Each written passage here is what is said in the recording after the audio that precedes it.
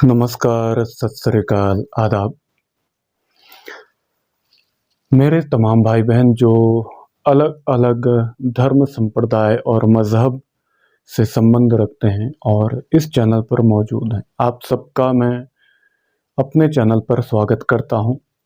और मेरे तमाम भाई बहन जो नए जुड़े हुए हैं और जो पहले से इस चैनल पर हैं, आप सबका मैं शुक्रगुज़ार हूं कि आप लोग प्यार मोहब्बत के साथ आगे बढ़ रहे हैं, एक आलमी भाईचारा कायम करने के लिए।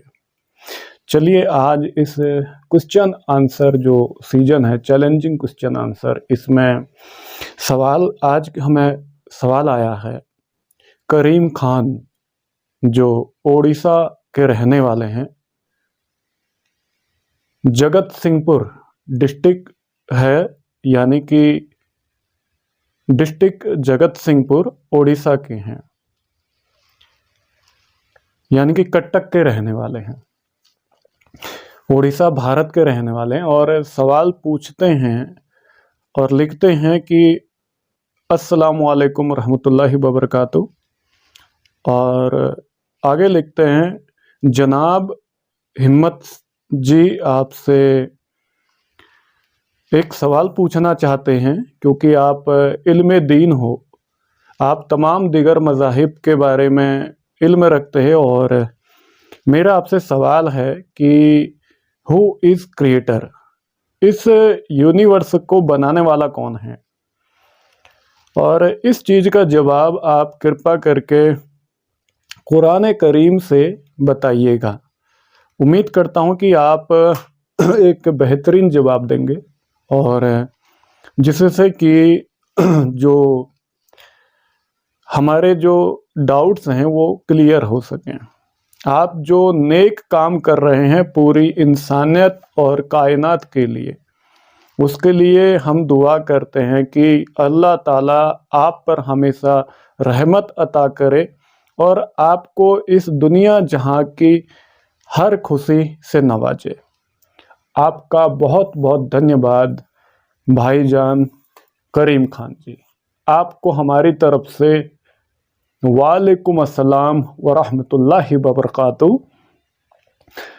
जैसे कि आपने सवाल पूछा है हु इज़ क्रिएटर, ये पूरा जो हमारा सिस्टम है, यूनिवर्स है, इसका निर्माता कौन है, क्रिएटर कौन है?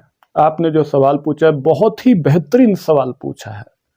आप इस्लाम मज़हब से ताल्लुकात रखते हैं और आपने इस आलमी भाईचारे को बढ़ाने के लिए एक लाजवाब सवाल पूछा है।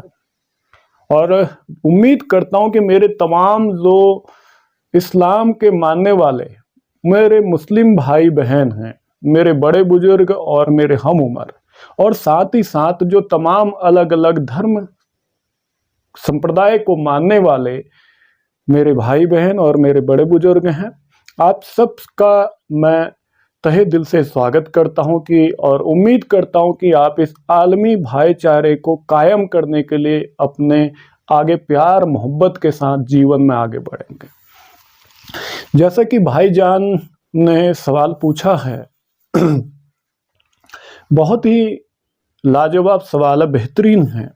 इस सवाल को जब हम देखते हैं कुरान करीम की रोशनी में, जब हम कुरान करीम की रोशनी में देखते हैं इस सवाल का जवाब, तो आप सल्लल्लाहु अलैहि वसल्लम, यानी कि आप हज़रत मुस्तफ़ा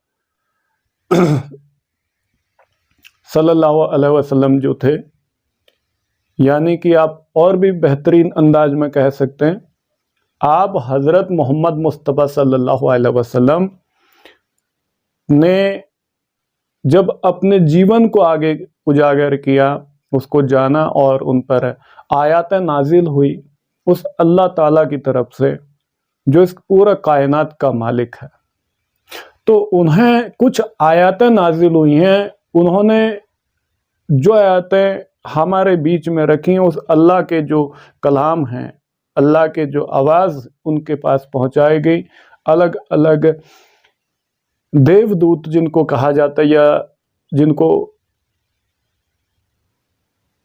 एंजल कहा जाता है, अलग अलग नाम बताए गए हैं उनके, जिनमें जिब्राइल अलैहिस्सलाम उनका जिक्र आता है।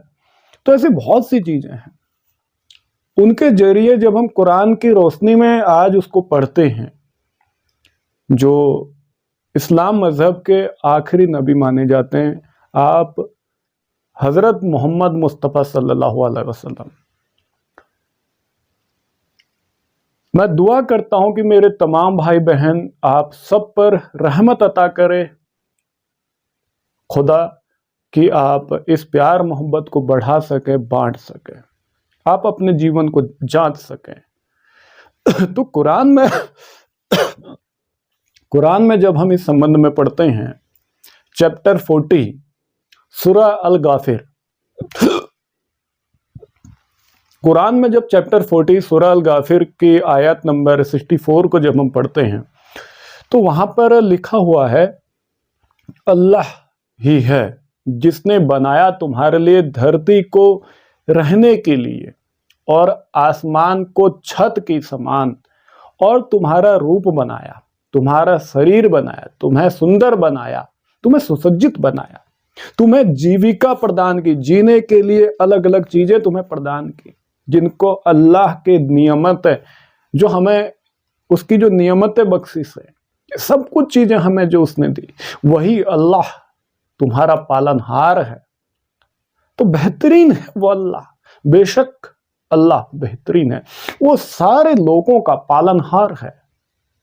इसके बाद जब हम पढ़ते हैं, मैं हालांकि इस आयत को अरबिक में समझा सकता था, कुरान को मैं अरबी में इंशाअल्लाह बेहतरीन पढ़ सकता हूं, सामने रख सकता हूं, लेकिन वीडियो लंबे हो जाते हैं। कई लोगों का कहना है कि आप सीधा शॉर्टकट हिंदी में बोला करो, वो अलग अलग उसमें कैप्शन का ऑप्शन आप देते हैं, तो अलग अलग इंग्लिश, एनी अदर, जर्मन, लैटवियन या दूसरी भाषाओं में उसको देखा जा सकता है।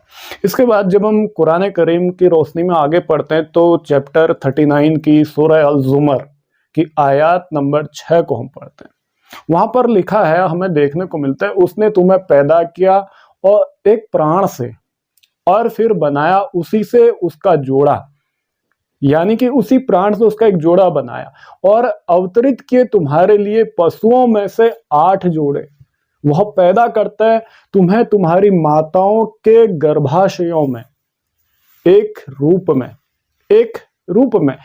रूप के पश्चात 3 अंधेरों में।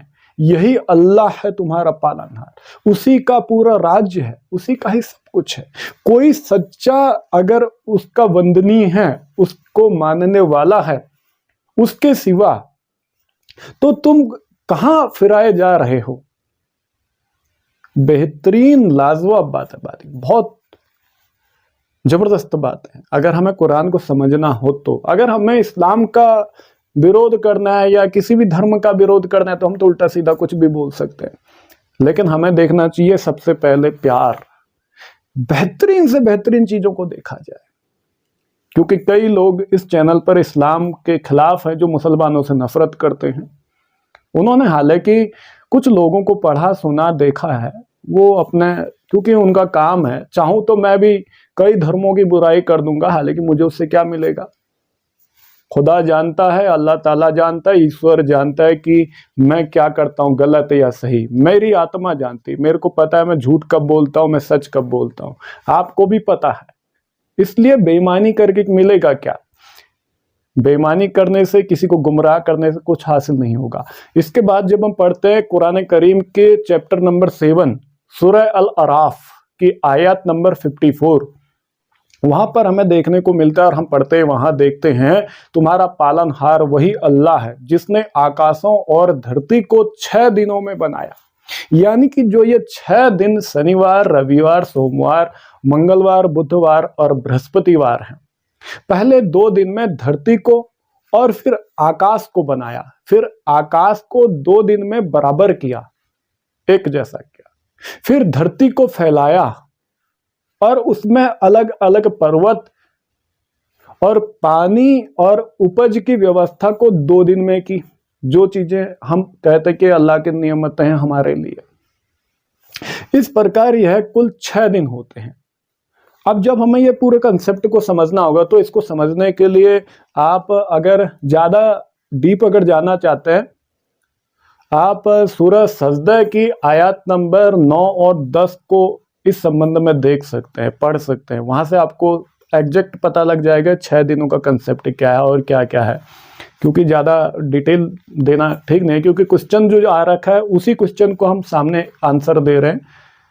लेकिन अगर इसको एक्सप्लेनेशन की बात होती कहीं और से भी करते, इसकी अगर कुरान की फिलॉसफी तो और भी बताते। और फिर अर्श यानी कि सिंहासन पर स्थित हो गया, वह रात से दिन को ढक देता है, दिन उसके पीछे दौड़ता हुआ आ जाता है, सूर्य और चांद और तारे उसकी आज्ञा के अधीन हैं। सुन लो, वही उत्पत्ति करता है, पैदा करने वाला है, और वही शासक है, इस पर शासन चलाने वाला। यानी कि इस पूरे कायनात की व्यवस्था का अधिकार उसके सिवा किसी को नहीं है। वही सबसे शुभ, बेहतरीन और संसार का पालनहार है। इसके बाद जब हम पढ़ते हैं कुरान करीम में चैप्टर नंबर 10 सूरह यूनुस की आयत नंबर 32, तो उसमें लिखा है उनकी पुकार उस यानी कि जो स्वर्ग कहा जाता है, जन्नत कहा जाता है, उनकी पुकार जन्नत में होगी। क्या होगी उसे थोड़ा समझिए। होगी क्या? हे अल्लाह, तू पवित्र है, बेहतरीन है, और एक दूसरे को उसमें उसका आशीर्वाद ये होगा। क्या होगा? तुम पर शांति हो, और उसकी प्रार्थना का अंत होगा। तो उस अंत में क्या कहेगा? सब प्रशंसा अल्लाह के लिए, बेशक सब प्रशंसाएं अल्लाह के लिए हैं, जो पूरे कायनात का पालनहार है, इसको बनाने वाला है, सब कुछ करने वाला है।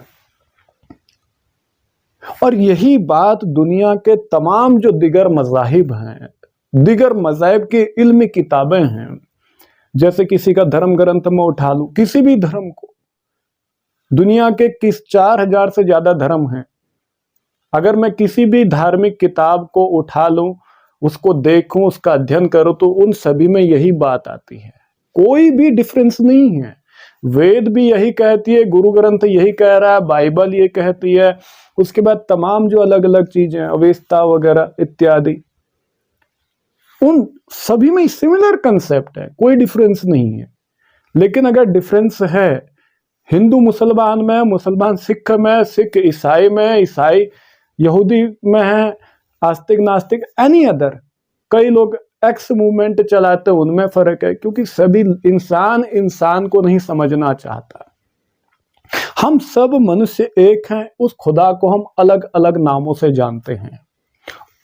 हम भूल जाते हैं कि सामने वाला व्यक्ति भी मनुष्य है, हम भूल जाते हैं कि वो भी उसी ईश्वर को मानता है, बेशक उसको नाम लेने के लिए वो किसी दूसरे भाषा के शब्द का नाम लेता हो, किसी दूसरे भाषा का प्रयोग करता हो। हम भूल जाते हैं कि ये सब कुछ जो करने वाला है वो सब अल्लाह है। बेशक ये बात बिल्कुल सही है, और मैं इस पर पूरा यकीन करता हूं कि जो भी मेरे भाई बहन इस वीडियो को देख रहे हैं, वो आलमी भाईचारे को, यूनिवर्सल ब्रदरहुड को समझेंगे, जिससे हम पूरी दुनिया में किसी भी प्रकार का भेदभाव खत्म कर सकें, जाति, धर्म इत्यादि, हम मानवता को बचा सकें। आज मनुष्य जाति और धर्म के नाम पर लड़ रहा है। पाखंडवाद, कर्मकांड के खिलाफ हमको बात करनी है, क्योंकि कर्मकांड और पाखंडवाद ने मनुष्य की जो सोचने की क्षमता है उसको खत्म कर दिया है। इसलिए इंसान का खून का प्यासा हो चुका है। आइए मिलकर सब एक कदम बढ़ाते हैं और मानवता को बचाते हैं। वीडियो शेयर कीजिए, चैनल सब्सक्राइब कीजिए, और मैं दुआ करता हूँ वो परवरदिगार जिसे हम ईश्वर, अल्लाह, वाहिगुरु या तमाम अलग अलग नामों से जानते हैं, वो आप सब पर रहमत अता करे, आपको जीवन जांचने के लिए आपको सही ज्ञान का बोध कराए। बहुत बहुत शुक्रिया।